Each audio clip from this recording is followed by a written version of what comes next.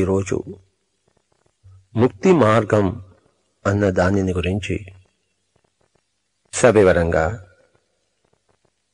ఆమూలాగ్రంగా, సంపూర్ణంగా మనం తెలుసుకుందాం.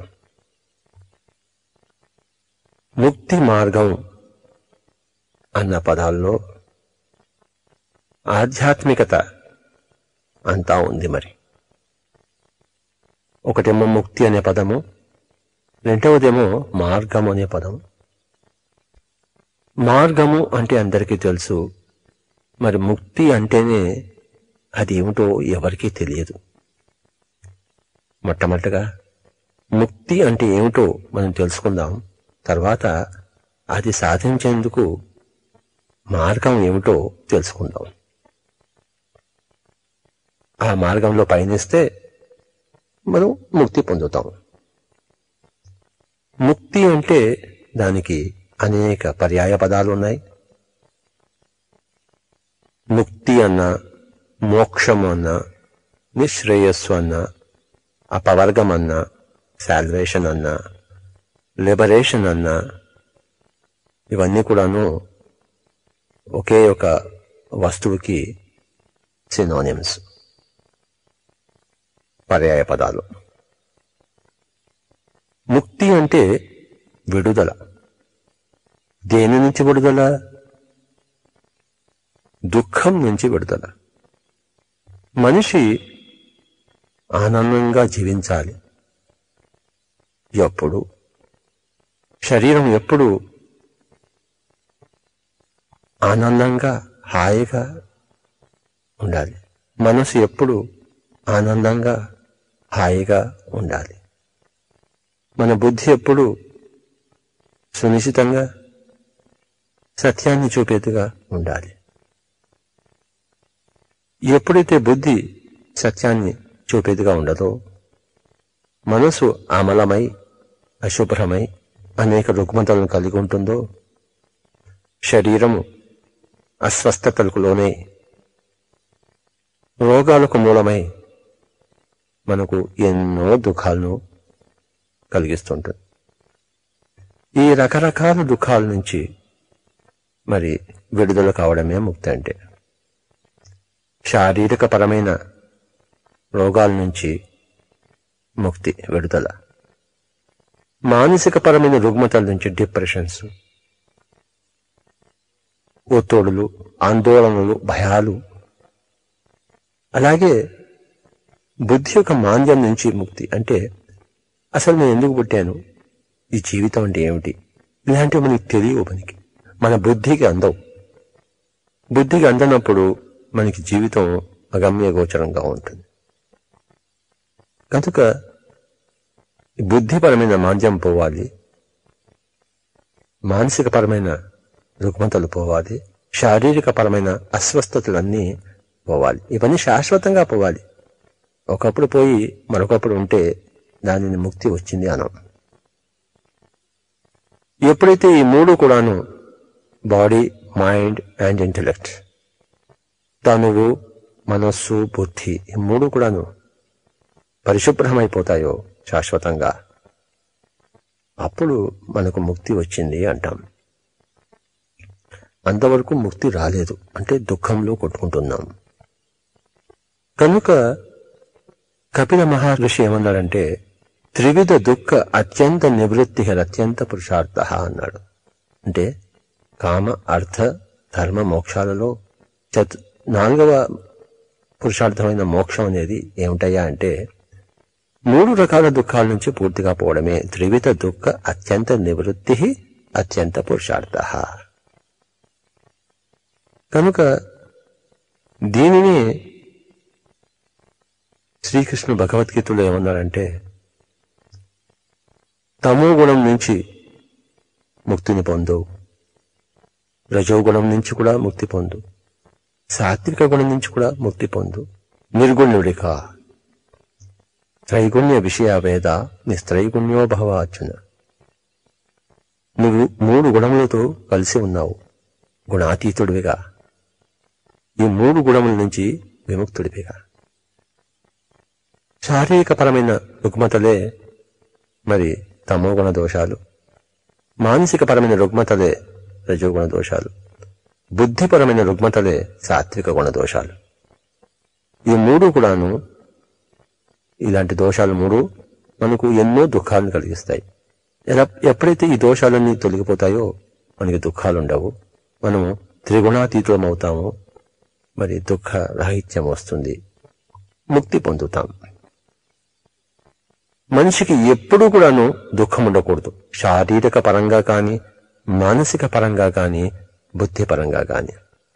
శారీరక పరంగా అంటే తలకాయ నొప్పి నుంచి క్యాన్సర్ వరకు ఏ రోగాలు రాకూడదు. మానసిక పరమైన రుగ్మతలంటే మరి ఎంబీబీఎస్లు సీట్ రాకపోతే సూసైడ్ చేసుకోవడము, ఎవరైనా అవమానిస్తే మరి కృంగిపోవడము, బీపీలు తెచ్చుకోవడము, ఇలాంటివన్నీ కూడాను ఉండకూడదు. బుద్ధి మాంద్యత ఉండకూడదు, జ్ఞాపక శక్తి బాగా ఉండాలి. మన గత జన్మలన్నీ మనం తెలుసుకోవాలి, అంతవరకు మన జ్ఞాపక శక్తి ఉండాలి. అదే ముక్తి మార్గం. ఈరోజు ముక్తి అన్న, మోక్షం అన్న, అపవర్గం అన్న, నిశ్రేయస్సు అన్న, ఇవన్నీ పర్యాయ పదాలని చెప్పుకున్నాం. దీనికి జీసస్ క్రైస్ట్ ఏమన్నాడో తెలుసుకుందాం. Seek ye the kingdom of God and his righteousness first, and then all else will be added unto you. దేవుని రాజ్యము వెతకండి, ఆ యొక్క ధర్మంలో జీవించండి, అప్పుడు మీకు కావలసినవన్నీ వస్తాయి అన్నాడు ఆయన. మీకు కావలసినవంటే మనకు దుఃఖరాహిత్యం కావాలి, శరీరము చక్కగా ఉండాలి, మనసు ఎప్పుడు స్వచ్ఛంగా పక్వంగా హాయిగా ఉండాలి, బుద్ధి ఎప్పుడు కూడా సునిశ్చితంగా ఉండాలి. ఇవన్నీ మనకు కావాలి.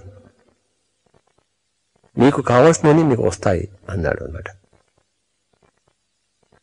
కనుక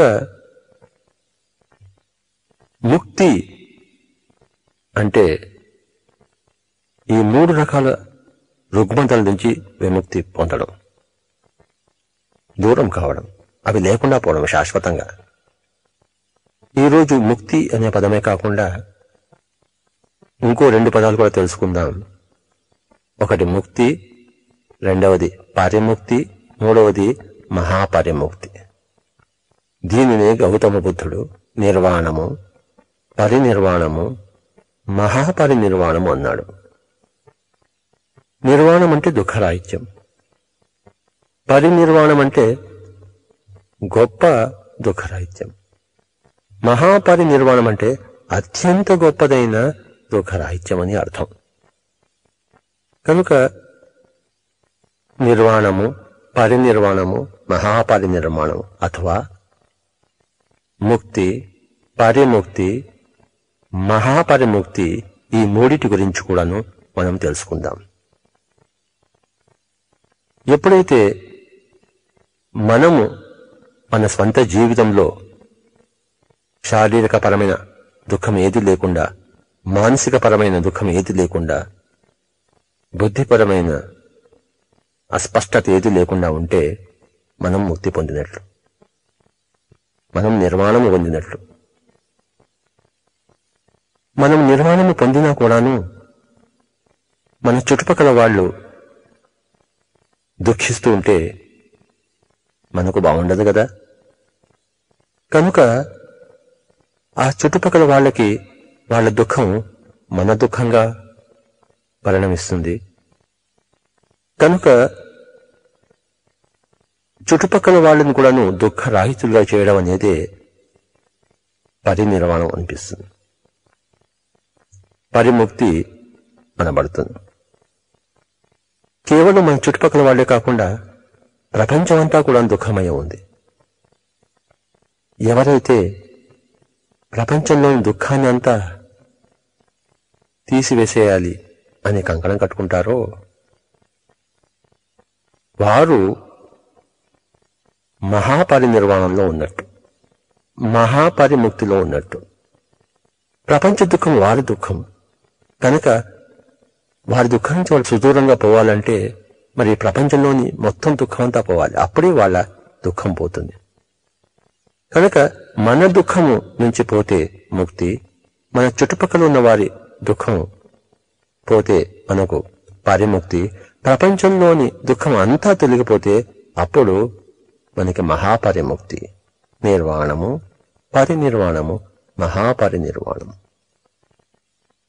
తాను తెలుసుకున్న తర్వాత అందరికీ తెలియచెప్పే ధర్మం ఉంటుంది. దానినే తీర్థంకర గోత్ర బంధం అంటాం. తీర్థంకరుడు అంటే టీచర్. ఆ టీచింగ్ చేయకపోతే అక్కడ దుఃఖం వస్తుంది. కనుక తన దుఃఖాన్ని పోగొట్టుకోవడం కోసం ఆ బోధన చేస్తాడనమాట. బోధన చేస్తే ఇక్కడ దుఃఖం పోతుంది. కనుక కొంతమందికి బోధన చేయకోకుండా ప్రపంచానికంతా నిరంతరం ఎప్పుడు బోధన చేస్తుంటాడో అతను తన మహాపరి దుఃఖాన్ని నుంచి తొలగిపోతాడనమాట. మహాపరి నిర్వాణం పొందుతాడనమాట. కనుక దుఃఖము అనేది 3 రకాలుగా తెలుసుకుందాం. దుఃఖము, పరిదుఃఖము, మహాపరి దుఃఖము. దుఃఖం నుంచి విడుదలే ముక్తి. కనుక ముక్తి కూడా 3 రకాలు. ముక్తి, పరిముక్తి, మహాపరిముక్తి, నిర్వాణము, పరినిర్వాణము, మహాపరినిర్వాణం. ఎవరి రోగాల నుంచి, రుగ్మతల నుంచి, మాంద్యాల నుంచి వారు తొలగిపోయినప్పుడు వారికి ముక్తి, చుట్టుపక్కల ఉన్న వారికి సహాయం పడుతున్నప్పుడు వారి దుఃఖాల నుంచి వారు దూరం కావడం కోసం అప్పుడు పరిముక్తి. ప్రపంచంనంతా కూడాను ముక్తి మార్గంలో ప్రవేశించేటప్పుడు ఆ యొక్క శ్రమలో మనం నిమగ్నమై ఉన్నప్పుడు మనకు మహాపరినిర్వాణం వస్తుంది, మహాపరిముక్తి వస్తుంది. కనుక ఈరోజు దయచేసి ఈ 3 రకాల ముక్తుల గురించి తెలుసుకోవాలి. 3 రకాల దుఃఖాలు, 3 రకాల ముక్తులు, ముక్త స్థితులు. మొట్టమొదటిగా మన దుఃఖం నుంచి మనం విముక్తులమైనప్పుడు మనం అరిహంత్ అంటాం. అరి అంటే శత్రువు, హంత్ అంటే హతమార్చిన వాడు. మనలోని శత్రువులను మనం హతమార్చుకున్నాం. మామూలుగా మనం అనుకుంటూ ఉంటామే, కామ, క్రోధ, లోభ, మోహ, మదమాశ్చర్యాలని అరిషడ్ వర్గాలను మనం జయించినప్పుడు మనం అరిహంతులం. అలాగే మనం లోని తమో గుణాన్ని మనం హతం చేసినప్పుడు, రజో గుణాన్ని హతం చేసినప్పుడు, సాత్విక గుణాన్ని అధిగమించినప్పుడు మనము అరిహంతులమవుతున్నాం. మనం ఏది సాధించామో, దేని నుంచి ముక్తి పొందామో దానినే మన చుట్టుపక్కల వాళ్ళందరికీ కొంతమందికైనా ఇవ్వడానికి ప్రయత్నిస్తుంటే మనకి పరినిర్వాణం. జగత్తుకంతా అహర్నిశలు ప్రతి నిమిషము జగత్తుకంతా మనం బోధిస్తుంటే మనకి మహాపరినిర్వాణం. మనిషి మహాపరినిర్వాణం పొందే వరకు జన్మలెత్తుతూనే ఉంటాడు. మహాపరినిర్వాణం పొందినప్పుడే జన్మరాహిత్యం వస్తుంది. ముక్తి పొందినవాడు అరిహంతు, పరిముక్తి పొందినవాడు బోధిసత్వుడు, మహాపరినిర్వాణం పొందినవాడు బుద్ధుడు అని అనబడతారు. కనుక ఈ 3 పదాల గురించి కూడాను దయచేసి గుర్తుపెట్టుకుందాం. అరిహంత్, బోధిసత్వుడు, బుద్ధుడు. అరిహంత్ అంటే తనలోని శత్రువులను చంపుకున్నవాడు, తాను స్వయంగా గుణాతీతుడైనవాడు. బోధిసత్వుడు అంటే కొంతమందికి ఆ మార్గంలో ప్రబోధం చేసేవాడు. తన చుట్టుపక్కల ఉన్న కొంతమందిని చక్కగా ముక్తి మార్గం గురించి చెప్పి వారి చేత సాధన చేయించేవాడు. ప్రపంచాన్ని అంతటినీ దృష్టిలో పెట్టుకుని ప్రపంచానికి అంతటికీ గురువుగా అయ్యి ప్రపంచాన్ని అంతటికీ మార్గదర్శనం చేస్తూ ప్రతి నిమిషము అందరి కోసము మరి పాటుపడేవాడు, అందరి దుఃఖ రాహిత్యాన్ని కోరుకునేవాడు బుద్ధుడు అనబడతాడు. ఆ బుద్ధ స్థితి మహాపరినిర్వాణ స్థితి, మహాపరిముక్త స్థితి. పిరమిడ్ స్పిరిచువల్ సొసైటీ యొక్క మాస్టర్లు అందరూ కూడాను బుద్ధుళ్ళు.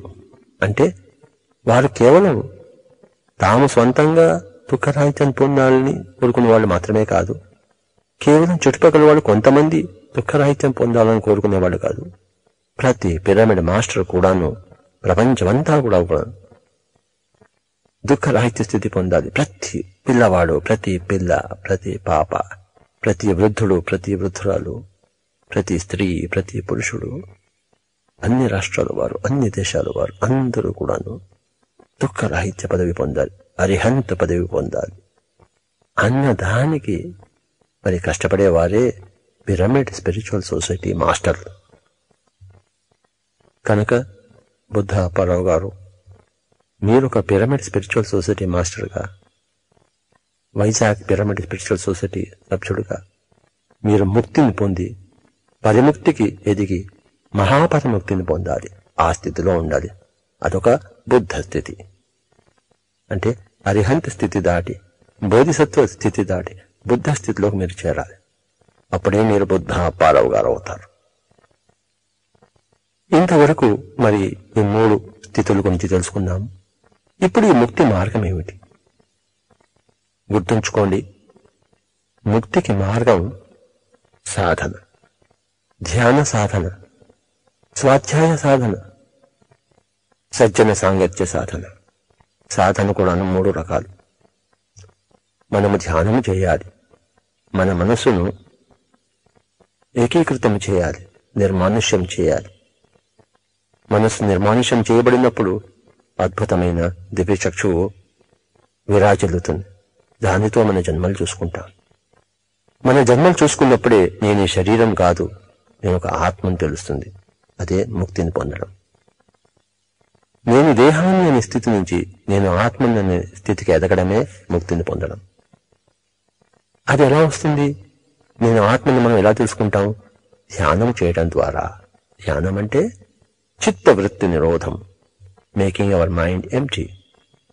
అది ధ్యాన సాధన వల్ల వస్తుంది. ధ్యాన సాధన మాత్రమే కాకుండా మరి స్వాధ్యాయ సాధన నుండి ఎన్నో పుస్తకాలు చదవాలి. మనం ఆత్మ జ్ఞాన శాస్త్రంలో, ఆధ్యాత్మిక శాస్త్రంలో ఎన్నో పుస్తకాలు, గ్రంథాలు ఎంతో మంది విజ్ఞానుల, శాస్త్రజ్ఞులు, ఆధ్యాత్మిక శాస్త్రజ్ఞుల ద్వారా రచింపబడ్డాయి.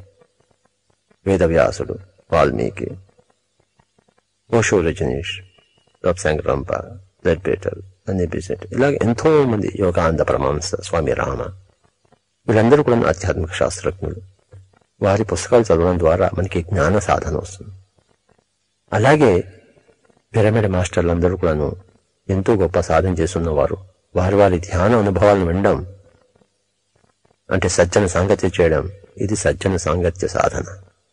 ధ్యాన సాధన, స్వాధ్యాయ సాధన, సజ్జన సాంగత్య సాధన, ఈ 3 రకాల సాధనలే ముక్తి మార్గాలు. ఈ 3 సాధన చేసినప్పుడు మనం ఎలా మాట్లాడాలి, ఎలా తినాలి, ఎంతవరకు నిద్రపోవాలి, ఎంతవరకు నిద్రపోకూడదు, ఎలా మాట్లాడకూడదు, ఎలా ఆలోచించకూడదు, ఎలా ఆలోచించాలి, ఎలాంటి బట్టలు వేసుకోకూడదు, ఎలాంటి బట్టలు వేసుకోవాలి, కుటుంబాన్ని ఎలా జీవించాలి, కుటుంబం బయట ఎలా జీవించాలి, ఇలాంటి అనేక విషయాల్లో మనకు సహజంగానే పట్టు వస్తుంది. సహజంగానే అన్ని విషయాలు తెలుస్తాయి. అప్పుడు అన్ని విషయాలు ఏం చెప్తాయో వాటి ప్రకారంగా మనం నడుచుకుంటాం. సహజంగానే ముక్త స్థితి వచ్చేస్తుంది. సహజంగానే సాధన చేయాలి. ధ్యాన సాధన, స్వాధ్యాయ సాధన, సజ్జన సాంగత్య సాధన. సాధన మార్గమే ముక్తి మార్గం. సాధన లేకుండా మరి ముక్తి రాదు కదా. సాధన చేస్తే ముక్తి వస్తుంది. సాధనే ముక్తి మార్గం. ఏ సాధన? 3 రకాల సాధనలు: ధ్యాన సాధన, స్వాధ్యాయ సాధన, సజ్జన సాంగత్య సాధన. ఈ 3 రకాల సాధనల వల్లనే మన శరీరం రుగ్మతలు లేకుండా పోతుంది. తలకాయ నొప్పి దగ్గరించి క్యాన్సర్ వరకు ఏ రోగాలు రావు. అన్ని రోగాల నుంచి విముక్తి పొందుతాం మనం. ఎప్పటికీ ఇంకా రోగాలు రావు. రోగాలకి కారణం మన అపరిశుద్ధమైన నాడీమండల వ్యవస్థే. నాడీమండల వ్యవస్థ అంటే అది మన గత జన్మ నుంచి మనకు వచ్చింది. పూర్వజన్మ కృతం పాపం వ్యాధి రూపేణ పెట్టయితే ఆ పాపాలు మరి ప్రక్షాళనం అయిపోతాయి ధ్యానంలో, మరి ఆత్మజ్ఞానంలో. అప్పుడు శరీర రుగ్మతలు ఏవీ ఉండవు. మానసిక రుగ్మతలు అసలే ఉండవు. మానవైనా అవమానమైనా సరిగా తీసుకుంటాం. జయం వచ్చినా అపజయం వచ్చినా సరిగా తీసుకుంటాం. అదే మానసిక రుగ్మతల నుంచి బయటపడ్డాం. ఇక బుద్ధి సంగతి అంటామా? మన జన్మలన్నీ గత జన్మలన్నీ తెలుసుకుంటాం కనుక బుద్ధి చక్కగా పనిచేస్తుంది. ఒక జన్మ గురించి ఆలోచించడమే బుద్ధి లేనితనం. అనేక జన్మ పరంపర దృష్ట్యా ఆలోచించడమే ఆ విధంగా సత్యాన్ని తెలుసుకుని ఉండడమే జ్ఞానం అంటాము, బుద్ధి కలిగి ఉండడం అంటాం. సజ్జన సాంగత్యం చేయడం ద్వారా మనమే గొప్పవాళ్ళం కాదు, మనకన్నా గొప్పవాళ్ళు ఎంతో మంది ఉన్నారు ఎప్పుడు తెలుస్తుంది. ఎప్పుడు వినమ్రతతో ఉంటాం, అదే మరి ముక్తి అంటే. ఇదైతే గర్వం వచ్చేస్తుంది. కనుక పిరమిడ్ స్పిరిచువల్ సొసైటీ మాస్టర్లు అందరి చేత, కనపడిన ప్రతి ఒక్కరి చేత ధ్యాన సాధన చేయిస్తూ ఉంటారు, స్వాధ్యాయ సాధన చేయిస్తూ ఉంటారు, సజ్జన సాంగత్య సాధన చేయిస్తూ ఉంటారు. కనుక తాము మహాపరినిర్వాణంలో ఉంటారు, తాము ఒక బుద్ధ స్థితిలో ఉంటారు, తాము ఒక మహాపరిముక్త స్థితిలో ఉంటారు. ఎవరైతే మహాపరిముక్తి పొందుతారో వాళ్ళు మళ్లీ జన్మించరు, మళ్లీ పుట్టవలసిన అవసరం లేదు. అరిహంతగా చనిపోయినా మళ్లీ పుట్టాల్సి వస్తుంది బోధిసత్వుడిగా పుట్టింది ఆ స్థితికి ఎదిగేందుకు. బోధిసత్వుడిగా చనిపోయినా మళ్లీ బుద్ధుడిగా కావడం కోసం పుట్టాల్సి వస్తుంది. ఎవరైతే బుద్ధ స్థితిని పొంది ఆ స్థితిలో జీవిస్తూ తుదిశ్వాసం వదిలిపెడతారో వాళ్ళకి ఆ జన్మే ఆఖరి జన్మ, మళ్లీ పుట్టని అవసరం లేదు. బుద్ధ స్థితి అంటే అదే ఒక జీసస్ క్రైస్ట్ యొక్క స్థితి, అదే ఒక శ్రీకృష్ణుడి యొక్క స్థితి, అదే ఒక మహావీరుడి యొక్క స్థితి, అదే ఒక జొరాస్టర్ యొక్క స్థితి. ఆ స్థితిని మనం పొందినప్పుడు ఇక మళ్లీ పుట్టని అవసరం లేదు. జన్మరాహిత్య స్థితి అన్నమాట. అరిహంత స్థితి దుఃఖరాహిత్య స్థితి, మరి బుద్ధ స్థితి జన్మరాహిత్య స్థితి. మొట్టమొదటిలో మనం దుఃఖరాహిత్య స్థితి పొంది మరి ప్రపంచాన్నంతా ఆ దుఃఖరాహిత్య స్థితి కలిపేందుకు మనం కృషి చేస్తున్నప్పుడు మనకు జన్మరాహిత్య స్థితి వస్తుంది. ఇప్పటికీ ఎన్నో సార్లు పుట్టాము, చచ్చాము, ఎన్నో జన్మలెత్తాము. భగవద్గీతలో కృష్ణుడు అంటాడు, బహూని మీ వ్యతీతాని జన్మాని తపచార్జున తాన్యహం వేత్త సర్వాణి నతం వేత్త పరంతప. అంటే అర్జున, నువ్వు నేను ఎన్నో జన్మలు ఎత్తావు, నాకు నా జన్మలు నీ జన్మలు అన్నీ తెలుసు, నీకు ఏమీ తెలియదు అన్నాడు. కనుక జన్మ పరంపరా జ్ఞానమే ముక్తి. నేను దేహం కాదు ఆత్మను తెలుసుకోవడమే ముక్తి. దుఃఖ రాహిత్యం కలిగి ఉండడమే ముక్తి. నా వాస్తవానికి నేనే సృష్టికర్తను, పరుల వాస్తవానికి పరులే సృష్టికర్తలు అన్న కర్మ సిద్ధాంతం గురించి అనుభవపూర్వకంగా సంపూర్ణంగా తెలుసుకుని ఉండడమే ముక్త స్థితి. ఈ ముక్త స్థితి ప్రార్థనల ద్వారా రాదు, భజనల ద్వారా రాదు, తీర్థయాత్రల ద్వారా రాదు, గురువు కాళ్ళు పెసగడం ద్వారా రాదు, విగ్రహారాధన ద్వారా రాదు, మంత్రోచ్చారణ ద్వారా రాదు. ముక్త స్థితి అనేది ఆత్మానుభవం పొందాలి. స్థూల శరీరంలోంచి బయటకు వచ్చి సూక్ష్మ శరీరంలో విహరించాలి, సూక్ష్మ శరీరం నుంచి బయటకు వచ్చి కారణ శరీరంలో విహరించాలి, కర్మలోకాలలో. కారణ శరీరం నుంచి బయటకు వచ్చి మహాకారణ శరీరంలో మహాకారణ లోకాల్లో విహరించాలి. అప్పుడు సృష్టి యొక్క పూర్ణ రూపం మనకి అవగతమవుతుంది అనుభవపూర్వకంగా. అది ముక్త స్థితి అంటే. నేను కేవలం స్థూల శరీరం అని అనుకున్నప్పుడు అది బంధస్థితి, ముక్త స్థితి కాదు. నన్ను ఎవరో పుట్టించారు, ఇంకెవరో కాపాడుతారు, ఎవరో మార్గాన్ని చూపిస్తారు అని అనుకున్నప్పుడు బంధస్థితి, ముక్త స్థితి కాదు. నా యొక్క స్థితికి తల్లిదండ్రులు కారణం, ఆ దేవుడు కారణం, మరి సంఘం కారణం అనుకున్నప్పుడు అది బంధస్థితి, ముక్త స్థితి కాదు. నా స్థితికి నేనే కారకూడదు అని ఎవరైతే తెలుసుకుంటారో వాళ్ళు ముక్త స్థితి పొందారు. పరుల మీద జాలి పడేవాడు బంధస్థితిలో ఉన్నవాడు, ముక్త స్థితిలో లేనివాడు. పరుల మీద జాలి పడకూడదు, వారికి ఏం కావాలో అది ఇవ్వడంలో నిమగ్నం కావాలి. వారికి ధ్యానం కావాలి, వారి చేత ధ్యాన సాధన చేయించాలి. జాలి పడితే ఏమీ లాభం లేదు. ముక్త స్థితిలో ఉన్నవారు జాలి పడరు, తమ కర్తవ్యాన్ని నిర్వర్తిస్తుంటారు. ఎప్పుడు జాలి పడడం అనేది ఆ యొక్క సమయాన్ని వృధా చేసుకుంటున్నట్టు. ఒక్క క్షణమైన జీవితాన్ని వృధా చేసేవాడు బంధస్థితిలో ఉన్నట్టు గాని ముక్త స్థితిలో ఉన్నట్టు కాదు. ఎవరైతే ముక్త స్థితిలో ఉంటారో వాళ్ళు జాలి పడడం అనే దాని ద్వారా మరి ఎప్పుడు సమయం వృధా చేయరు. ఎప్పుడు కష్టపడుతూ ఉంటారు, లేకపోతే విశ్రాంతి తీసుకుంటూ ఉంటారు, లేకపోతే ఎప్పుడు హాయిగా ఆనందంగా జీవిస్తూ ఉంటారు. కానీ దుఃఖిస్తూ ఉండరు, జాలి పడుతూ ఉండరు. జాలి లేకపోవడం అనేది క్యార్లెస్ క్యాస్టన్లా రుత్లెస్నెస్ అన్నాడు. No pity state. అవతల వాళ్ళ మీద జాలి పడే బదులు ఆ సమయంలో కళ్ళు మూసుకోబోయి, శ్వాస మీద ధ్యాస పెట్టబోయి, నీ యొక్క చిత్తాన్ని వృత్తి నిర్వహణ చేసుకోబోయి, ఊరికేందుకు ఆలోచిస్తావు, ఈ పుస్తకం తీసుకో, ఇది చదువు, అక్కడికి వెళ్ళి పిరమిడ్లో కూర్చో, బాగా నీకు పిరమిడ్ శక్తి వస్తుంది అని వాళ్ళ చేత సరైన సాధన చేయించాలి. గాని అయ్యో పాపం నీకు అలా అయిందా, ఇలా అయిందా, అలా కాకూడదే అని ఇలాంటి మాటలు మాట్లాడేవాడు ముక్త స్థితిలో లేనివాడు. నోట్లోంచి ఒక్క వాక్యమైన అపరిపక్వంగా వచ్చినప్పుడు వాడికి ముక్త స్థితి లేదన్నమాట.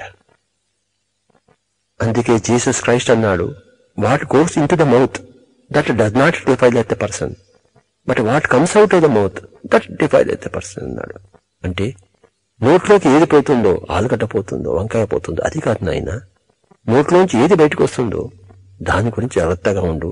అది నిన్ను బంధ పరిస్థితిలో ఉంచవచ్చు, ముక్త పరిస్థితిలో ఉంచవచ్చు అన్నాడు. కనుక మన నోట్లోంచి ఎప్పుడు కూడాను పనికిరాని మాటలు, అశాస్త్రీయమైన మాటలు, అసంగతమైన మాటలు, అసందర్భమైన మాటలు, నెగిటివ్ మాటలు, మరి పనికిరాని జాలి మాటలు ఇవన్నీ రాకూడదు.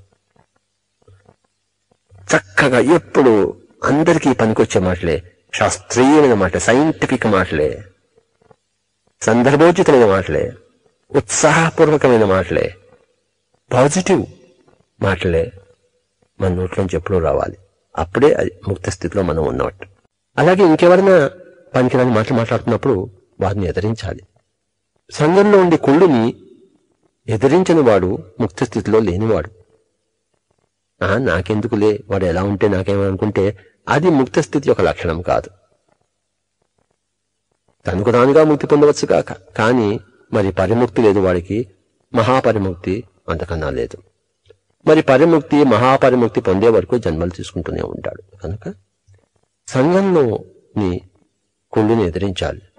ఎవరైనా పనికి రాకుండా మాట్లాడితే ఎందుకలా మాట్లాడుతున్నావు, నోరు మూసుకుని కూర్చో, మౌనంగా ఉండు, ధ్యానంలో ఉండు అని చెప్పాలి. పనికిరాని పనులు చేస్తుంటే, మాంసం తింటుంటే మాంసం తినవద్దు, శాకాహారం తిను అని చెప్పాలి. చెప్పడం మన వంతు, వాడు చేస్తాడో చేయడో అది వారి యొక్క కర్మ. కానీ మనం చెప్పకపోతే అది మన కర్మ అవుతుంది. కనుక ఎప్పుడూ కూడాను సత్యపు మాటలు మాట్లాడేవాడే ముక్త స్థితిలో ఉండేవాడు. ఎప్పుడు కూడాను సశాస్త్రంగా మాట్లాడాలి. అంటే ఒకటే శాస్త్రం యొక్క పాయింట్, ఎవరి వాస్తవాన్ని వాళ్లే సృష్టించుకుంటూ ఉన్నారు అని. ఎవరైనా ఏదైనా సహాయం కోరితే మనం ఎలాంటి సహాయం ఇవ్వాలి? వారిని నెత్తిని పెట్టుకోకూడదు, వారి యొక్క మరి హోంవర్క్ మనం చేయకూడదు. వారి హోంవర్క్ వాళ్ళు చేసుకునేలా మనం సరైన సూచనలు ఇవ్వాలి. వాళ్ళ కాళ్ళ మీద వాళ్ళు నిలబడేలా మనం సరైన సూచనలు ఇవ్వాలి. అంతేకాని వాడిని నెత్తి మీద పెట్టుకోకూడదు. అది పనికిరాని మంచితనం, అది సాత్విక గుణ దోషం. తమో గుణము అంటే బద్ధకం. బద్ధకం ఉన్నవాడు బంధస్థితిలో ఉన్నవాడు. ఎప్పుడు మనకి బద్ధకం ఉండకూడదు. చకచకా లేవాలి, చకచకా మాట్లాడాలి, చకచకా పనులు చేసుకోవాలి. ఇదే తమో గుణ దోషం నుంచి ముక్తి పొందినవాడు. అలాగే రజోగుణ దోషం అంటే అహంకారం, నేనే గొప్పవాడిని, నా మాటే అందరూ వినాలి. ఇది రజోగుణం అన్నమాట. నేను చెప్పినట్లే అందరూ వినాలి. ఇలా ఉన్నవాడు హతుడై ఉన్నవాడు, బంధంలో ఉన్నవాడు, ముక్తుడు కాదు కదా. ఎవరి ఇష్టాలు వాళ్ళవి. తల్లిదండ్రులు తమ పిల్లల మీద తమ ఇష్టాలను రుద్దేటప్పుడు వాడు చక్కటి బంధస్థితిలో ఉన్నవారే గాని ముక్త స్థితిలో లేనట్టు. అడ్డాలలో ఉన్నప్పుడు బిడ్డడు గాని గడ్డాలు వచ్చినప్పుడు బిడ్డడు కాదు. కనుక ఎవరిని వారి ఇష్టాలపై వదిలేయడమే ముక్త స్థితి. నా ఇష్ట ప్రకారం అందరూ మాట్లాడాలి, అందరూ వినాలి, అందరూ జీవించాలంటే అది రజోగుణం యొక్క లక్షణం, అది రజోగుణ దోషం. ఇకపోతే సాత్విక గుణ దోషం అంటే మనం జాలిపడి వారు చేయవలసిన పనులను వారికి బదులు మనం చేస్తుంటాం. ఇది సాత్విక గుణ దోషం. లేకపోతే వాళ్ళు ఏదైనా చెడు పనులు చేస్తుంటే ఎదిరించకుండా ఉంటాం, మనకెందుకులే అని చెప్పేసి. ఇవన్నీ కూడా సాత్విక గుణ దోషాలు. ఈ సాత్విక గుణ దోషాల నుంచి కూడా దూరం కావాలి. ఎప్పుడు కూడా ఎదిరించాలి, జ్ఞానబోధ చేయాలి, సక్రమ మార్గం చూపిస్తూ ఉండాలి. మన తలకాయ పోయినా సరే, మన ప్రాణ నష్టం జరిగినా సరే, మనకి సంఘంలో అవమానం, తలకిందులు, చిన్న చూపు దొరికినా సరే. కనుక తమోగుణ దోషం నుంచి, లేజినెస్ నుంచి, లిథార్జీ నుంచి మనం దూరం కావాలి. రజోగుణ దోషం నుంచి, అంటే అంతా నేనే, నాకే కావాలి అనే ఆ యొక్క ధోరణి నుంచి మనం దూరంగా ఉండాలి. తర్వాత అనవసరమైన మంచి చేయకూడదు. ఎవరికి మంచిని ప్రబోధించాలి, మంచిని చేయకూడదు. వాళ్ళ మంచిని వాళ్ళు చేసుకోవాలి, ఎవరిని వాడే ఉద్ధరించుకోవాలి. మనం ఇంకొకరిని ఎలా ఉద్ధరిస్తాం? నేను ఇంకొకరిని ఉద్ధరించడం అనుకునేది అది సాత్విక గుణ దోషం. ఎవరు ఎవరిని ఉద్ధరించలేరు. ఉద్ధరేది ఆత్మనాత్మానం ఆత్మానం అవసాదేత్ ఆత్మవ్య ఆత్మనో బంధు ఆత్మైవ రిపరాత్మన అని అన్నాడు కదా శ్రీకృష్ణుడు భగవద్గీతలో. ఎవరిని వాడే ఉద్ధరించుకోవాలి.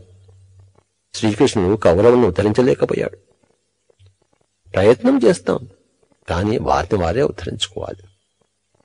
శ్రీకృష్ణుడు పాండవులను ఉద్ధరించలేదు. పాండవులు తమ సాధన ద్వారా తమను తాము ఉద్ధరించుకున్నారు. సాధన అనేది 3 రకాలుగా ఉంటుంది. ఎలాగైతే మరి ముక్తి అనేది 3 రకాలుగా ఉందో, ముక్తిని పొందే మార్గం కూడాను, అంటే ఆ సాధన మార్గం కూడాను 3 రకాలుగా ఉంది. సాధన, పరిసాధన, మహాపరిసాధన. మనం 3 దోషాల నుంచి, తమో రజో సాత్విక దోషాల నుంచి మనం దూరం అయ్యేందుకు చేసే కృషి ఆ సాధనే సాధన అనబడుతుంది. అలాగే ఇతరుల దుఃఖం నుంచి వారిని విముక్తం చేయడం కోసం చేసే సాధన పరిసాధన అవుతుంది. ప్రపంచం మొత్తం కూడాను దుఃఖ రాహిత్యం పొందాలి అని చేసే ఆ సాధన మహాపరిసాధన అవుతుంది. సాధన, పరిసాధన, మహాపరిసాధన. ముక్తి, పరిముక్తి, మహాపరిముక్తి. నిర్వాణము, పరినిర్వాణము, మహాపరినిర్వాణం. అరిహంతు, బోధిసత్వ, బుద్ధ. చూసారా, మనము సాధనతో మొదలై అది పరిసాధనతో మధ్యంలో ఉండి చివరకు మహాపరిసాధనతో మన జీవితం ముగించాలి. మహాపరిసాధనలో నిమగ్నమై ఉండేవారే పిరమిడ్ మాస్టర్లు. కనపడిన ప్రతి వారికి ధ్యానం బోధిస్తూ ఉంటారు, స్వాధ్యాయం చేయమని ప్రబోధిస్తూ ఉంటారు, సజ్జన సంగత్యం చేయమని చెప్తుంటారు, ట్రెక్కింగ్లకు వెళ్ళమని చెప్తూ ఉంటారు, మాంసాహారం తినవద్దని చెప్తూ ఉంటారు, శాకాహారం కూడాను మితాహారంగానే ఉండమని చెప్తారు. పౌర్ణమి రోజుల్లో ధ్యానం చేయమని చెప్తారు. చిన్నపిల్లలకు చిన్నప్పటి నుంచే ధ్యానం చేయమని చెప్తారు. డబ్బు తీసుకోవద్దని చెప్తారు. పిరమిడ్ శక్తిని ఉపయోగించుకోమంటారు. కర్మకాండలు, వ్యర్థమైన కర్మకాండలు చేయొద్దు అంటారు. ఇలాగ ఎన్నో ఎన్నో మీరు కనపడిన ప్రతి మనిషికి చెప్తుంటారు. ఇదే మహాపరిసాధన, ఇదే బుద్ధత్వ స్థితి. ఎవరైతే ఈ స్థితిలో ఉంటారో వారికి ఖచ్చితంగా ఈ జన్మ ఆఖరి జన్మ. పిరమిడ్ మాస్టర్లందరికీ ఈ జన్మ ఆఖరి జన్మ. మరి 18 ఆదర్శ సూత్రాలు, పిరమిడ్ స్పిరిచువల్ సొసైటీల 18 ఆదర్శ సూత్రాలే మరి ఈ యొక్క మహాపరినిర్వాణానికి, మహాపరిముక్తికి మనం చేయవలసిన మహాపరిసాధన. చేయవలసినవి చేస్తే పొందవలసినవి పొందుతాం. చేయవలసినవి చేయకపోతే పొందవలసినవి ఎలా పొందుతాము? కనుక ఈరోజు మనము ఎన్నో ముఖ్యమైన విషయాలు తెలుసుకున్నాం. మన శారీరక రుగ్మతలన్నీ నిజానికి మానసిక రుగ్మతల మీద ఆధారపడున్నాయి. మానసిక రుగ్మతలన్నీ బుద్ధి యొక్క మాంద్యం మీద, బుద్ధి యొక్క ఇమ్మెచ్యూరిటీ మీద ఆధారపడి ఉంది. ఎప్పుడైతే మనం ఆధ్యాత్మికంలో జీవిస్తామో, ఆధ్యాత్మికంలో ఉంటామో, బుద్ధి అనేది దాని యొక్క మాంద్యం పోగొట్టుకుని అద్భుతమైన ఆత్మ పదార్థంగా విరాజిల్లుతుంది. అప్పుడు మనసు ప్రశాంతంగా, నిర్మలంగా, స్వచ్ఛంగా ఉంటుంది. అప్పుడు శరీరం ప్రశాంతంగా, నిర్మలంగా, స్వచ్ఛంగా మనకి 1000 ఏళ్ళు కావాల్సిన చక్కగా వేస్తుంది. 1000 ఏళ్ళు వర్ధనలరా అని చెప్పేసి చిన్నప్పట్లో మన తల్లిదండ్రులు మనల్ని ఆశీర్వదించేవారు. అంటే అది ఉబుసపోక మాట కాదు. శరీరంలో, ఇదే భౌతిక కాయంలో చక్కగా 1000 ఏళ్ళు మనం వర్ధిల్లగలము. ఊరికి ఎందుకు ఆ మాట వస్తుంది? ఇప్పటికీ హిమాలయాల్లో కొన్ని 100 మంది, 1000 మంది 1000 సంవత్సరాలుగా, లక్షలాది సంవత్సరాలుగా ఉన్నారు. దీన్నే ఫిజికల్ ఇమ్మార్టాలిటీ అంటాం. మనిషికి ఇష్టామరణం రావాలి, అదే ముక్తి, పరిముక్తి, మహాపరిముక్తి. భీష్ముడు తన మరణ సమయాన్ని తానే ఎంచుకున్నాడు. నా గురువుగారైన మనందరి గురువుగారైన సదానంద యోగి ఫలానా సమయంలో నేను శరీరం వదిలిపెట్టేస్తాను సుభాష్, నాకు సమాధి ఏర్పాటు చేయి అని 1983 సంవత్సరంలో నాకు చెప్పారు. చెప్పిన తేదీకి ఆయన శరీరాన్ని వదిలిపెట్టేశారు. అది ముక్త స్థితి అంటే. నేను ముక్త స్థితిలో ఉన్నాను, నేను పరిముక్త స్థితిలో ఉన్నాను, నేను మహాపరిముక్త స్థితిలో ఉన్నాను, మహాపరినిర్వాణం పొంది ఉన్నాను, ఒక బుద్ధ స్థితిలో ఉన్నాను నేను. మరి ఏ గూటి పక్షులు ఆ గూటి వద్దకే చేరుతాయి, ఏ జాతి పక్షులు ఆ జాతిలోనే కలుస్తాయి. పిరమిడ్ మాస్టర్లందరూ కూడాను, పిరమిడ్ ధ్యానులందరూ కూడాను మరి బుద్ధ స్థితిలో ఉన్నవారు కనుకనే అందరం ఇక్కడ ఏకత్రితమై ఉన్నాం. ఎన్నో జన్మలుగా మనం ఎంతో సాధనలో పరిసాధనలో మహాపరిసాధన చేసి ఇక్కడ మనం అందరం కలిసి ఉన్నాం. మన లక్ష్యం ఏమిటంటే అందరికీ ముక్తి రావాలి. అందరూ ధ్యానం చేస్తే ముక్తి పొందుతారు. ప్రతిరోజు ఎవరెవరి వయసుకి తగినన్ని నిమిషాలు, అంటే 10 ఏళ్ల వాళ్ళు 10 నిమిషాలు, 20 ఏళ్ల వాళ్ళు 20 నిమిషాలుగా, 30 ఏళ్ల 30 నిమిషాలుగా, 40 ఏళ్ల వాళ్ళు 40 నిమిషాలుగా కళ్ళు రెండు మూసుకొని శ్వాస మీద ధ్యాస ఉంచాలి. ఆనాపానసతి అభ్యాసం చేయాలి. అదే ముక్తి మార్గానికి నాంది ప్రస్తావన. కళ్ళు రెండు మూసుకొని శ్వాస మీద ధ్యాసలో ఉంచడం నేర్చుకోవాలి. ప్రధానమైన ముక్తి మార్గం. ఓషో రజనీష్ పుస్తకాలు చదవాలి. ప్రధానమైన ముక్తి మార్గం. మాంసం తినకూడదు. ప్రధానమైన ముక్తి మార్గం. ఆకలి లేకుండా భోజనం చేయకూడదు. ముక్తి మార్గం. నీళ్లు ఎక్కువగా తాగాలి, విపరీతంగా తాగాలి. చక్కగా శరీరం నిలుస్తుంది. అలాగే ఎప్పుడు సత్యాన్ని ప్రబోధిస్తూ ఉండాలి, అసత్యాన్ని ఎదుర్కొంటూ ఉండాలి. అదే ముక్తి మార్గం. ఎప్పుడు కూడాను అందరి అనుభవాలు వింటూ ఉండాలి. మన అనుభవాలను అందరికీ చెప్తూ ఉండాలి. ఇదే సజ్జన సాంగత్యం అంటే. ఇదే ముక్తి మార్గం. ఒక్క నిమిషమైనా సమయం వృధా చేయకూడదు. పక్క వాళ్ళని వృధా చేయకూడదు. వాళ్ళు ఏదన్నా కబుర్ల కోసం వస్తే దయచేసి కబుర్లు వద్దు, నేను సాధన చేసుకోవాలి, మన ఇద్దరం కలిసి సాధన చేద్దాం అని చెప్పేసి కబుర్లను మరి వారికి ఆ కబుర్లు చేయనీయకుండా చేయాలి. చిన్నపిల్లలకి చిన్నప్పటి నుంచే ధ్యానం చెప్తే వారు ముక్త స్థితిలోనే పెరుగుతారు. బంధ స్థితిలో అసలు ఉండనే ఉండరు. 2 ఏళ్ల వయసు నుంచే చిన్నపిల్లలకి ధ్యానం నేర్పించాలి. ఇవన్నీ కూడాను మరి ముక్తి మార్గాలు. పిరమిడ్ స్పిరిచువల్ సొసైటీ మూవ్మెంట్ లో ముక్తి మార్గాలే ఉన్నాయి, ఇంకేమీ లేవు. ఇంకేది మాట్లాడడం మనం. ప్రకృతితో జీవించడమే ముక్తి మార్గం. చక్కగా పౌర్ణమి రోజుల్లో నదీ తీరాల్లో, సముద్ర తీరాల్లో, కొండల్లో, లోయల్లో, అడవుల్లో మనం వెళ్ళాలి. ప్రకృతితో సహజీవనమే ముక్తి మార్గం కదా. వర్షం పడుతుంటే చక్కగా వర్షం లోపలికి వెళ్ళి నృత్యం చేయాలి. అంతేగాని నీటికి భయపడి ఇంట్లో ఉంటామా? భయం అనేది బంధ మార్గము. భయ రాహిత్యం అనేది, భయం లేకుండా ఉండడం అనేది ముక్తి మార్గం. దేనికి భయపడకూడదు, నిర్భయంగా ఉండాలి. కనుక మన ఆలోచనలు భయం లేకుండా నిర్భయంగా ప్రకటించాలి. పక్క వాళ్ళు ఏమనుకుంటారేమో అని మనం ఎప్పుడు అసత్యం మాట్లాడకుండా ఉండకూడదు. వాళ్ళు ఏదనుకుంటే అది అనుకోండి. మనం మటుకు సుస్పష్టంగా విస్పష్టంగా మనం చెప్పవలసింది గట్టిగానో మెల్లిగానో చెప్పే తీరాలి. కనుక ఈరోజు మనం ఈ ముక్తి మార్గం గురించి తెలుసుకుంటున్నాము. ముక్తి అంటే విడుదల. దీనికి పర్యాయ పదాలు మోక్షము, అపవర్గము, నిశ్రేయసు, లిబరేషన్, సాల్వేషన్. సీక్ యీ the truth and truth shall liberate you అన్నాడు జీసస్ క్రైస్ట్. సత్యం ఏమిటో తెలుసుకోండి, సత్యము మిమ్మల్ని బంధ విముక్తులను చేస్తుంది అన్నాడు. సత్యం అంటే నేను ఆత్మను అని తెలుసుకున్నవాడే సత్యం తెలుసుకున్నవాడు. నా కర్మలే నా వాస్తవాన్ని సృష్టిస్తున్నాయి అన్నది తెలుసుకున్నవాడే సత్యాన్ని తెలుసుకున్నవాడు. కనుక ఈ 2 సత్యాలు అంటే ఒకటేమో నేను ఆత్మను, రెండవదేమో నా యొక్క వాస్తవానికి నేనే సృష్టికర్తను. ఈ 2 మౌలిక సత్యాలే, ఆ సత్యాన్ని దర్శించిన వాడే, సత్య దర్శనం పొందినవాడు ముక్తుడైనవాడు, బంధస్థితిని దాటినవాడు. దీనినే ట్రూత్ అన్నాడు జీసస్ క్రైస్ట్. ముక్తిని అభిమానించేవాడు తప్పకుండా ముక్తుడవుతాడు. మనం ముక్తిని కోరుకోవాలి, ముక్తిని అభిమానించాలి. తప్పకుండా ముక్త పురుషులం అవుతాం. ముక్తాభిమానీ ముక్తోహి బద్ధో బద్ధాభిమాన్యపి కిం వదంతీహ సత్యేయం యా మతి సా గతిర్భవేత్ అన్నాడు అష్టావక్రుడు. ముక్తాభిమాని ముక్తోహి, ముక్తిని అభిమానించేవాడు ముక్తుడే అవుతాడు. ఎందుకు కాడు? బంధాన్ని అభిమానించేవాడు బద్ధుడే అవుతాడు. ఈ లోకంలో ఉండే ఈ నానుడి సత్యం. ఏ నానుడి? యా మతి సా గతిర్భవేత్. మన మతి ఎలా ఉంటుందో మన గతి కూడా అలానే ఉంటుంది.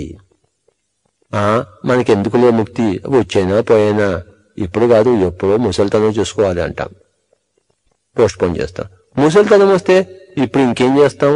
కాటికి కాలు చాపుకున్నాం, చిన్నప్పుడే చేయాల్సింది ఇప్పుడు ఏమైనా వస్తుందంటే ఒళ్ళు వంగుతుంది ఏంటి అంటామన్నమాట. చూసారా? ఇవాళేమో రేపు చేయొచ్చులే అంటాము, రేపేమంటాం? నిన్న చేసి ఉండాల్సింది ఇప్పుడు నేను చేయలేను అంటాం. కనుక ఈ విషయాలన్నీ విన్న తక్షణమే సాధన చేపట్టాలి. శుభస్య శీఘ్రం, ఆలస్యం అమృతం విషం. A stitch in time saves 9. काल करे सो आज करे सो अब, पल में प्रलय होयोगी फिर करोगे कब. కనుక ఈ మాటలు విన్న వెంటనే సాధనలో ఉపక్రమించాలి. ధ్యాన సాధన, స్వాధ్యాయ సాధన, సజ్జన సాంగత్య సాధన. అప్పుడు అన్ని విషయాలు తెలుస్తాయి. తెలిస్తే వెంటనే మనలోని అజ్ఞానపు నీడలు పోతాయి, అజ్ఞానపు చేష్టలు పోతాయి, అజ్ఞానపు ఆలోచనలు పోతాయి. మనస వాచ కర్మణ శుద్ధి అవుతాం, అరిహంత స్థితిని పొందుతాం, ముక్త స్థితిని పొందుతాం. మనం అరిహంతి కాగానే మరి మన చుట్టుపక్కల వాళ్ళని కూడాను మనం అరిహంతులుగా చేయడానికి తప్పకుండా కృషి చేస్తాం. అదే మన బోధిసత్వ స్థితి. చుట్టుపక్కల వాళ్ళందరికీ చేస్తుండగా ప్రపంచాన్ని అంతటికీ కనపడిన ప్రతి వాళ్ళకి చెప్పే స్థితికి మనం ఎదుగుతాం. అదే బుద్ధ స్థితి. బుద్ధ అప్పారావు గారు, మీరు చక్కగా బుద్ధ అనే పేరు మీలో ఉంది, అందుకు తగిన విధంగా మీరు పిరమిడ్ స్పిరిచువల్ సొసైటీలో మాస్టర్గా విరాజిల్లుతున్నారు.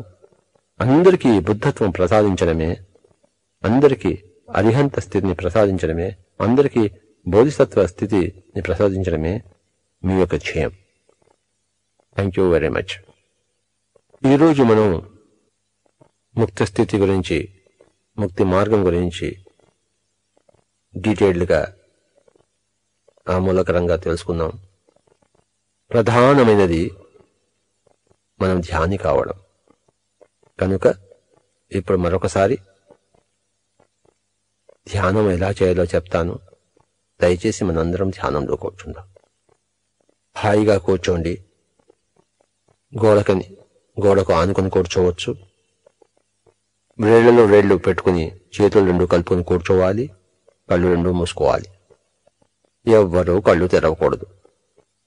హాయిగా కూర్చోవాలి, విశ్రాంతిగా కూర్చోవాలి. మనకి సుఖం లేనప్పుడు నిఠారుగా కూర్చోవలసిన అవసరం ఏమీ లేదు. ఎలాగైతే మనకు సుఖంగా ఉంటుందో అలాంటి ఆసనమే తీసుకుని కూర్చోవాలి. కళ్ళు రెండు మూసుకున్న తర్వాత, చేతులు రెండు కలుపుకున్న తర్వాత ఇంకా శ్వాస మీద ధ్యాస ఉంచాలి. We have to observe the breathing. మన ఉచ్ఛ్వాస నిశ్వాసాలను మనం గమనిస్తూ కూర్చోవాలి. ఏ మంత్రము చెప్పకూడదు. మనసులో ఏ రూపాన్ని మనం కల్పించుకోకూడదు. మనకు కావాల్సింది ఆలోచనారహిత స్థితి. మనస్సు శూన్యంగా ఉండాలి. దానికి మార్గమే ఆనాపానసతి. ఆన్ అంటే ఉచ్ఛ్వాస, అపాన్ అంటే నిశ్వాస, సతి అంటే కూడుకుని ఉండడము. మన ఉచ్ఛ్వాస నిశ్వాసలతో మనం కూడుకొని ఉండాలి. కనుక ఇప్పుడు అందరము మనం కళ్ళు రెండు మూసుకుందాం. హాయిగా కూర్చుందాం. కుర్చీలో కూర్చోవచ్చు, కింద కూర్చోవచ్చు, గోడకు ఆనుకొని కూర్చోవచ్చు. ఎవరిష్టం వాళ్ళది. ధ్యానం అనేది ఏ సమయంలోనే చేసుకోవచ్చు. పొద్దున గాని, మధ్యాహ్నం గాని, సాయంత్రం గాని, రాత్రి గాని, ఎలాంటి పరిస్థితుల్లోనే చేసుకోవచ్చు. పిల్లలు, పెద్దలు, వృద్ధులు, భోజనం తీసుకోకముందు, భోజనం తీసుకున్న తర్వాత, ఎవరిష్టం వాళ్ళది. అయితే కనీసం ఎంతసేపు కళ్ళు రెండు మూసుకుని శ్వాస మీద ధ్యాస ఉంచాలంటే ఎవరి వయసు ఎంత ఉందో అన్ని నిమిషాలు అనమాట. అంటే 10 ఏళ్ల పిల్లలు 10 నిమిషాలుగా, 20 ఏళ్ల పిల్లలు 20 నిమిషాలుగా, 30 ఏళ్ల పిల్లలు 30 నిమిషాలు కాదు, 40 ఏళ్ల వాళ్ళు 40 నిమిషాలు కాదు, 50 ఏళ్ల వాళ్ళు 50 నిమిషాలు కాదు. ఈ విధంగా అంతకు తక్కువ కాకుండా కూర్చోవాలి. ఎక్కువ చేసుకుంటే మంచిది. చేసుకున్న వాడికి చేసుకున్నంత మహాదేవ. తక్కువ మాత్రం ఉండకూడదు, పాస్ కావు తక్కువ అయితే. కనుక ప్రతిరోజు కూర్చోవాలి. 24 గంటల్లో ఎవరి వయసు ఎంత ఉందో అన్ని నిమిషాలు కూర్చోవడం ఎంతో తేలిక, ఏ మాత్రం కష్టం కాదు. ముక్తి అనేది కష్టమే కాదు, ముక్తి మార్గం అనేది కష్టమే కాదు. కళ్ళు రెండు మూసుకుని శ్వాస మీద ధ్యాస పెట్టాలి, ధ్యాన సాధన చేయాలి. గౌతమ బుద్ధుడు ధ్యానం చేసే ముక్తి మార్గం కనుక్కున్నాడు. మనం కూడా ధ్యానం చేసే మన ముక్తి మార్గం మనం కనుక్కుంటాము, ముక్త స్థితిని పొందుతాం. కనుక ఇప్పుడు అందరము మనం కళ్ళు మూసుకుని కూర్చుందాం. గదిని చీకటి చేసేసుకోవాలి, లైట్లన్నీ ఆఫ్ చేసేసుకోవాలి, ఫ్యాన్ ఉండొచ్చు. కనుక గదిని వీలైనంత చీకటిగా చేసుకుని హాయిగా కూర్చొని ఇప్పుడు మనం శ్వాస మీద ధ్యాస ఉంచుదాం. రకరకాల ఆలోచనలు వస్తుంటాయి, ఎప్పటికప్పుడు వాటిని కట్ చేసేస్తాం, మళ్ళీ మళ్ళీ శ్వాస మీద ధ్యాస ఉంచుతాం. మీకు చక్కటి సంగీతం వినపడుతుంది. ఆ సంగీతం మీ శరీరంలో పోయి తన పని తాను చేసుకుంటుంది. మీ పని మటుకు శ్వాస మీద ధ్యాస ఉంచడం, దేనిని గమనించవద్దు. రకరకాల ఆలోచనలు వస్తుంటాయి, ఇంటి ఆలోచనలు, ఉద్యోగపు ఆలోచనలు, వ్యాపారపు ఆలోచనలు. ఇప్పుడు మనకి ఏది వద్దు, ఇల్లు వద్దు, ఉద్యోగం వద్దు, వ్యాపారం వద్దు. ఇప్పుడు మనకి ధ్యానం కావాలి, ధ్యాన సాధన చేయాలి. ధ్యాన మార్గమే ముక్తి మార్గం, ప్రధాన మార్గం. కనుక ధ్యానం అంటే, యోగం అంటే చిత్తవృత్తి నిరోధం. యోగ చిత్తవృత్తి నిరోధ అన్నాడు కదా పతంజలి. మన మైండ్ని, మన మనసుని శూన్యం చేసుకోవాలి. దానికి మార్గమే ఆనాపానసతి. హాయిగా కూర్చుందాం, కళ్ళు రెండు మూసుకుందాం, శ్వాస మీద ధ్యాస ఉంచుదాం. మరి ఎంతసేపు వీలైతే అంతసేపు అలా కళ్ళు రెండు మూసుకొని కూర్చుందాం. అద్భుతమైన అనుభవాలు వస్తాయి, ఆత్మానుభవాలు వస్తాయి. అద్భుతమైన శక్తి మనం తీసుకుంటాం. కాస్మిక్ ఎనర్జీ మనలో మరి మన రూపానికి వస్తుంది. మనం చేయవలసిందల్లా కళ్ళు రెండు మూసుకుని శ్వాస మీద ధ్యాస ఉంచడమే. నేను ఓకే అని చెప్పేంత వరకు దయచేసి ఎవ్వరూ కళ్ళు తెరవవద్దు. మీకు చక్కటి సంగీతం వినబడుతుంది, దాంతోపాటు మీరు శ్వాస మీద ధ్యాస ఉంచండి.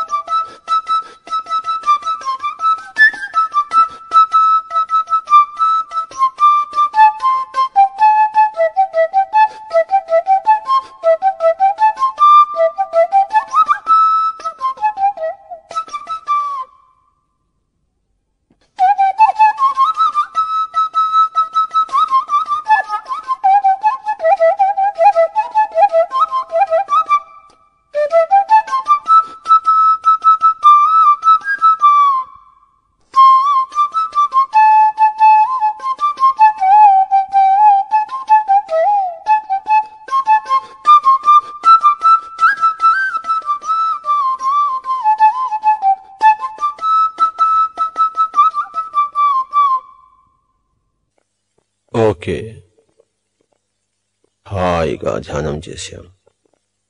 మెల్లిగా కళ్ళు తెరుద్దాం. Slowly open your eyes. ఇదే ధ్యానం, ఇదే ముక్తి మార్గం. Thank you.